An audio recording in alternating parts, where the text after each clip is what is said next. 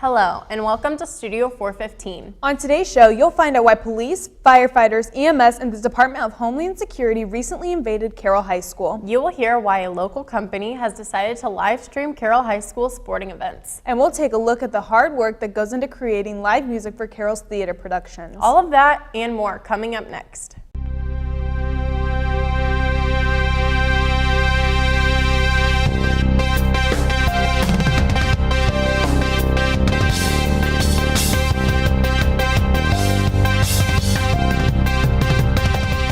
Welcome to Studio 415. I'm Michaela Shirey. And I'm Jordan Galbraith. Recently, the Huntertown Fire Department, Allen County Sheriff's Department, and the Northwest Allen County School Administration attended a training course put on by educators from Homeland Security. The training prepared participants for mass casualty threats in public settings. Studio 415 reporter Demi Wilhelm brings us a deeper look into this training and what it included. Please be aware that this story includes graphic images. Viewer discretion is advised. This training focused largely on PHTLS, or pre-hospital trauma life support, and taught participants strategic casualty and field care. This training was intended to prepare first responders for large-scale emergencies, such as explosions or shootings, where several people have been hurt. Participants learned how to recognize and treat major injuries, thanks to courses run by educators from Homeland Security. They've been doing assessments of people who are injured or being trained to do that. They've been placing tourniquets, learning to pack wounds to stop bleeding that's not able to be controlled with a tourniquet, and also learning about treating chest injuries. Their practice with tourniquets started with simply how to put them on a patient and advanced to more difficult scenarios, like putting them on different limbs or in minimal lighting. Participants also learned how to address someone with multiple wounds or injuries not immediately evident. One skill they learned was raking, or dragging their fingers down the patient's body to see if their fingers would catch on any hidden wounds. They practiced raking on a special dummy that provided a lifelike example of what responders could face in a mass casualty event. The dummy breathed, moved its head, and squirted blood. Mike Feely, the chief of the Huntertown Fire Department, recognizes that this sort of training is important for the community. For the police, fire, and EMS to all get together and know each other, know what our capabilities are, feel confident that we can work together. Any large-scale event is going to take a lot of coordination, and it's going to help us all in the long run if we train together and we also educate the schools. In early January, participants in the course hope to have a school-wide mock drill simulating a large-scale threat. This will last about 4 hours and include several human victims for them to practice their new techniques on. For Studio 415, I'm Demi Wilhelm. Professional athletes are constantly being put in the spotlight. Most high school athletes desire to have that same kind of attention drawn to them. Studio 415 reporter Adam Spieth has joined us in the studio with some more info on how a local company is helping student athletes achieve that goal. Summit City Sports is a Fort Wayne-based broadcasting company that has been slowly gaining popularity over the last few years. As you'll see in my story, it's all about passion for sports. Jeff Mahoney, a former Naperville, Illinois resident, has always had an interest in sports, and his love for broadcasting has helped him chase that passion. He started a Sports Center-like highlight show while living in Naperville in order to capture the athletic talents in the area. He was surprised about the lack of coverage despite a massive amount of talent found in the sports programs of local high schools. So it was kind of a no-brainer. You would think, being a suburb outside of Chicago, that the sports would get a ton of coverage. But in Chicago, the majority of the focus goes on the Blackhawks and the Bears, and then they have some other minor league, professional sports. So the high schools weren't getting a whole lot of coverage. After a successful stint in Naperville, he then decided to take his talents elsewhere. Building on his previous experience, he started Summit City Sports in the city of Fort Wayne in 2014. The live and recorded broadcasts cover most popular high school sports, such as football, basketball, and soccer. However, in recent years, the company has expanded to add many other sports, such as hockey, tennis, and baseball as well. With a staff of 13 people, Summit City Sports has to balance their sport coverage without stretching themselves too thin. This means that only a certain number of events can be covered live at one time without a drop in video quality. Having all of its focus on the athletes, Summit City Sports has been showing off the local talents of many Fort Wayne student athletes. Many of these students include seniors who may not have been as good during their underclassmen years, but through hard work and dedication have improved their skills. It is of high priority for Summit City Sports to help those athletes get exposure who often get missed by college scouts their earlier years.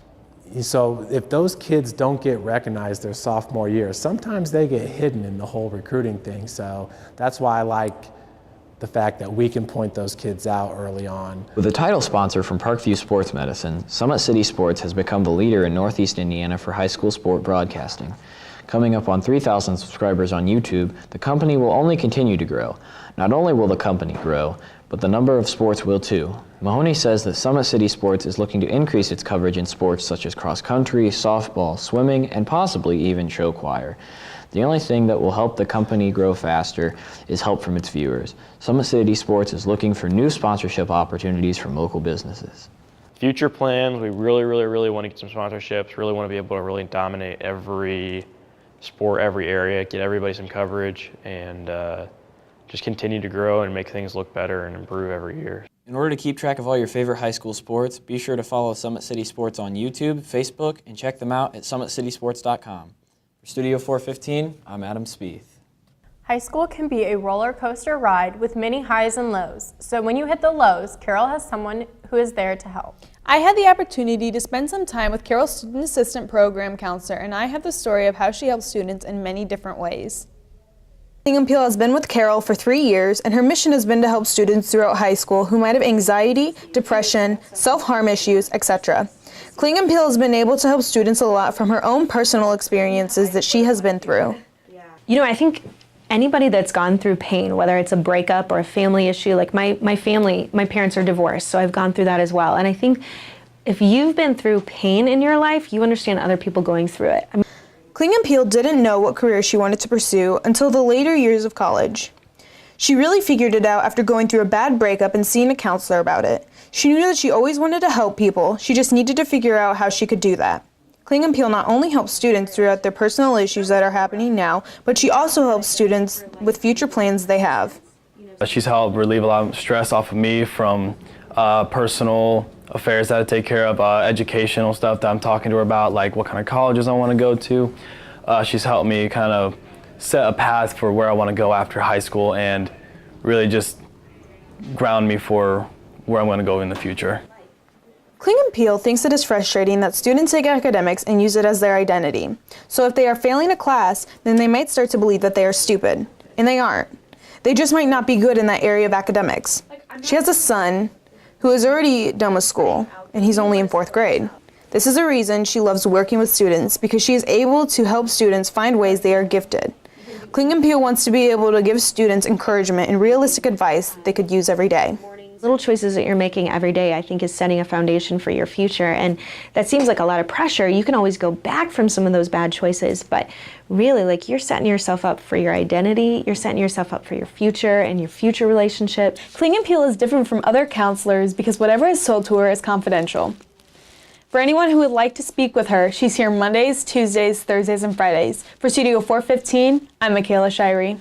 The spotlight is never on them, yet this group of students were a very important part of the Mary Poppins musical. The Pit Orchestra is a talented ensemble here at Carroll that may get overlooked. Studio 415 reporter Haley Carter has more. They are up front but not seen, and they are never considered to be the stars of the show. But without this talented group of musicians, Carroll's musicals would not be the same. Starting in late October, members began learning the music to this year's production of Mary Poppins. The students in the Pit Orchestra have more music and less time to prepare than most ensembles here at Carroll. Practices were around 2 hours in late October, then gradually got much longer as the musical approached.